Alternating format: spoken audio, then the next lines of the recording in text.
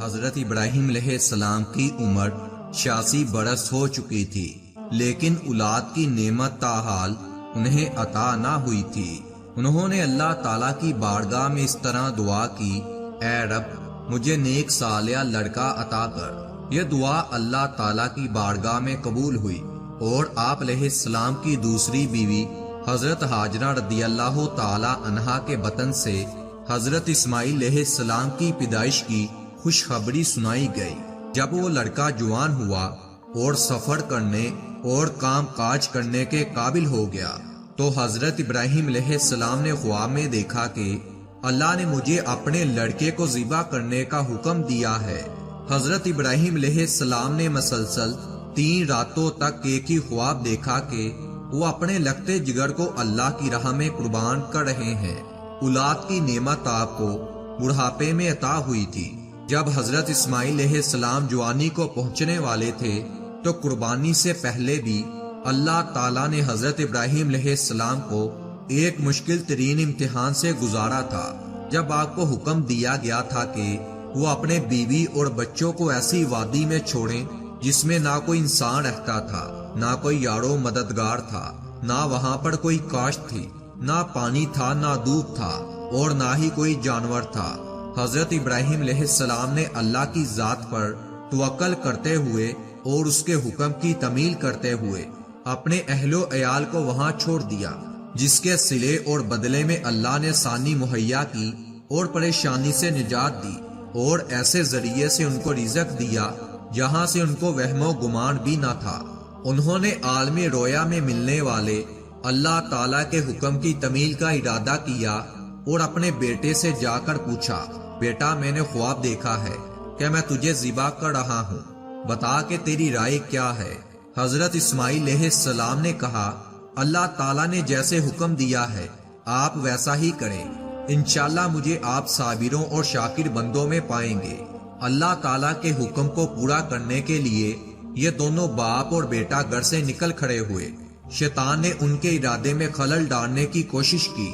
اس نے یہ طریقہ اختیار کیا کہ سب سے پہلے وہ حضرت ہاجرہ رضی اللہ تعالی عنہا کے پاس آیا اور انہیں حضرت ابراہیم علیہ السلام کے ارادے سے آگاہ کیا اور بتایا کہ وہ اسماعیل علیہ السلام کو ذبح کرنے لے جا رہے ہیں۔ بی بی ہاجرہ رضی اللہ تعالی عنہا نے فرمایا کہ اسماعیل علیہ السلام ہماری اکلوتی اولاد ہے اور بہت دعاؤں کے بعد یہ نعمت اللہ نے ہمیں عطا کی ہے۔ اسماعیل علیہ السلام کا باپ ایسا نہیں کر سکتا کہ بلا وجہ اسے وہ جان سے مار دے، ضرور کوئی وجہ ہوگی۔ ابلیس نے کہا، تمہارے اللہ نے ابراہیم علیہ السلام کو یہی حکم دیا ہے کہ وہ اپنے بیٹے کو قربان کر دے۔ یہ سن کر بی بی ہاجرہ رضی اللہ تعالی عنہا نے کہا، اگر یہ حکم میرے خالق نے دیا ہے کہ اپنے بیٹے کو قربان کر دو، میں اللہ کی رضا پر راضی ہوں۔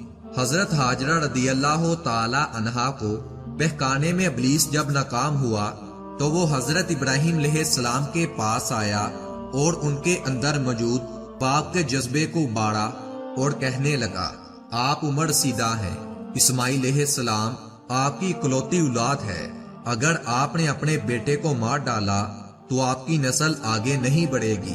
آپ علیہ السلام نے جواب میں فرمایا، اسماعیل علیہ السلام سے میرا تعلق اللہ کی معرفت قائم ہے، اس سے میرا واسطہ اور تعلق صرف اس بنا پر ہے کہ اللہ نے اس کی پیدائش کے لیے میرا گھر چنا ہے۔ یہ میرا بیٹا اللہ کی میرے پاس امانت ہے۔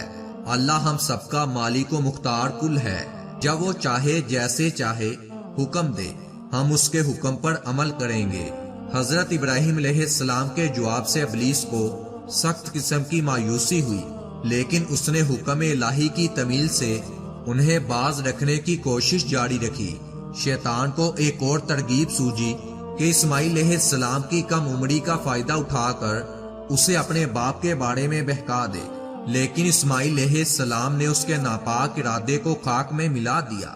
حضرت اسماعیل علیہ السلام نے فرمایا، میں اس بات پر بخوشی راضی ہوں جو میرے اللہ کا حکم ہے۔ میرے والد اللہ کے برگزیدہ بندے ہیں، ملائکہ کے سردار جبرائیل علیہ السلام ان کے پاس وحی لے کر آتے ہیں، ان کا ہر عمل اللہ کے تابع ہوتا ہے۔ مجھے قربان کر دینے کا حکم انہیں اللہ کریم نے براہ راست خواب میں دے دیا ہے، اور انبیاء علیہ السلام کے خواب سچے ہوا کرتے ہیں۔ کہا جاتا ہے کہ قربان گاہ کی طرف جاتے ہوئے ابلیس نے 3 بار ان کے ارادے میں خلل ڈالنے کی پوری کوشش کی، مگر شیطان کامیاب نہ ہو سکا۔ حضرت ابراہیم علیہ السلام اپنے بیٹے کو قربان گاہ کی طرف لے گئے۔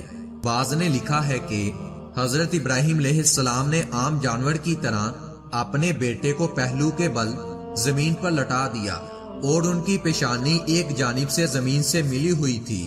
حضرت ابراہیم علیہ السلام نے تکبیر پڑھی، اور حضرت اسماعیل علیہ السلام نے موت کے قریب ہونے کی وجہ سے کلمہ شہادت پڑھا۔